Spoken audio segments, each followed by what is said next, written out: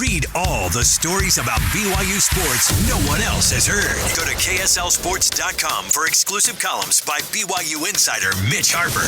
That's KSLSports.com. Welcome back. It's First and 12 right here on KSL News Radio. You can also listen to the podcast wherever fine podcasts are found. You can always download Cougar Tracks or listen to Cougar Sports Saturday and hear Mitch Harper there. And then I'm on every day with Jeremiah Jensen from KSL 5 Television here in Salt Lake City on 97.5 the KSL Sports Zone on JJ and Alex. So we've got you covered top to bottom here. Mitch, I was looking across the landscape of college football, and I was looking at some of these. I was looking at bowl projections specifically, and then I went, why on earth are teams still being projected to be in these really, really good bowls? I mean, right now, they have now it's a significant downgrade, but the ReliaQuest Bowl would be between, this is according to projections, Penn State and Texas. They should have each other, by the way. At this point, I think that was kind of a fun little, like, hey, you guys can have each other. I feel bad for Arch Manning, who is ranking near the bottom in almost every quarterback ranking in the SEC. Do they need to bench him? Can you bench $10 million?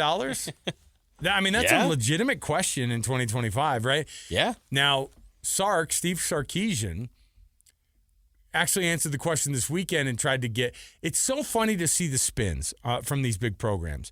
They went down to Florida. You can pretend for a minute that going, man, winning at the Swamp is tough. Not in 2025. No. It's not the same losing to a Billy Napier-coached – very mid Florida team. You cannot go down there and make that argument. I'd love to see the argument this week was, and a reporter straight up said it, and they kind of showed themselves how they do this in the SEC too, because the SEC, the Texas reporter goes, Coach, how is it that so many people, including myself, including myself, we're wrong about you guys, and it was kind of a diss. It was also a little bit of a, hey, we believed in you, Coach, as the guys covering him, and it's like, that's not the way they should be doing things, but that's how things are handled in the SEC, fine. And he goes, we were wrong. How were we wrong about you? And he's like, what do you mean? And I want to go, Coach, what do you mean? What do you mean? You guys suck right now. Yeah. You're 3-2, and those two losses, and then he goes, we lost at Ohio State, and we lost in the Swamp. I'd love to see how many college football teams are there. And he goes through this whole thing, and he says, how many college football teams are out there? And they go, I don't know, 135, 136. Okay, out of the 136, I'd love to see out of those other 135 who would have gone in there and won at Ohio State and in the Swamp. And I was like, not a lot of people at Ohio State. I wanted to say about 23 at the Swamp. Not you guys, but USF got it done. Stop acting like going 0-2 against Ohio State. No. You lost to Ohio State, who is legit. Yes. Fine. They're awesome. You lost at the Swamp to Florida, and I could tell you that probably between 20 to 30 teams in the country would have gone into Florida and beaten that Billy Napier Florida team, who's not very good. And it just proves, Alex, that in the Big 12, where the national media looks to say, there's a clear divide because of resources and money and media rights, that these leagues are better. Big 12 is just an afterthought. That's why I'm so glad that the Big 12 has continued to push for a 5+11 playoff model. Now, I'm sure they would be very open to the idea of the equal model that was floated around by the Big 10 of having 4 automatic bids per conference.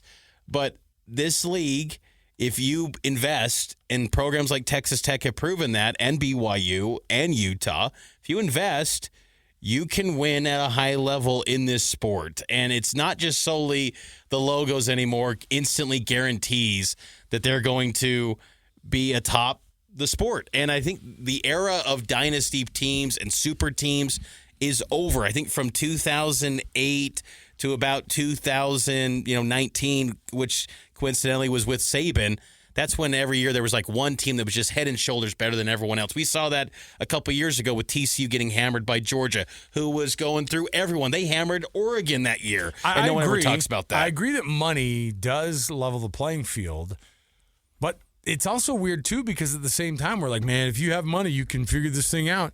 Texas has all the money. Penn State has all the money. Florida has all the money.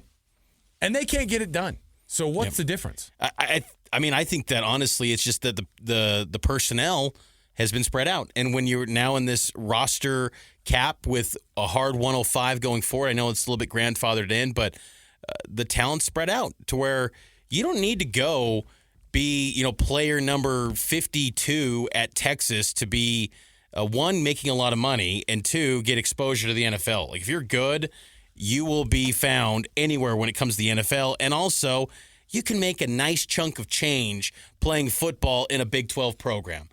Because these teams, they're all hovering around that $20.5 million in revenue share. These athletic departments, at least, they're committed at the highest level, and you will make good money playing college football in the Big 12. So you don't need to go just to the SEC or the Big 10 to make money playing this sport, and that allows for really anyone to compete on any given week. So, I mean, seeing UCLA beat Penn State was just shocking, Alex. I mean, shocking, because I've been keeping a close eye on UCLA this whole year with how Utah played against them. And to see that team and the Jerry Neuheisel story becoming such a spectacle. Shame on Penn State. Embarrassing. You mean Joffrey from Game of Thrones getting the win for UCLA? And by the way, so many people even forgot. They're like, So Rick Neuheisel's not, he didn't get reincarnated as like this weird surfer dude.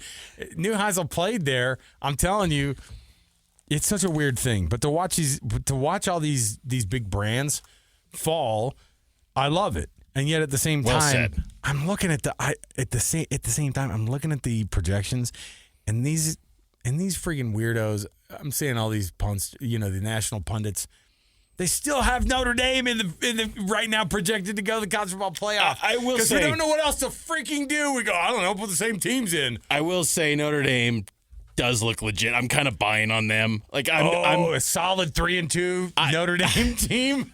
I'm kind of bought in on that. I am. I will fall to that. I will admit, but yeah, you got to win the games. I do agree with that. Let's take a break, and we will get to the week ahead in the Big 12 Conference. It's 1st and 12. Alex, Kirry, Mitch, Harper here on KSL News Radio.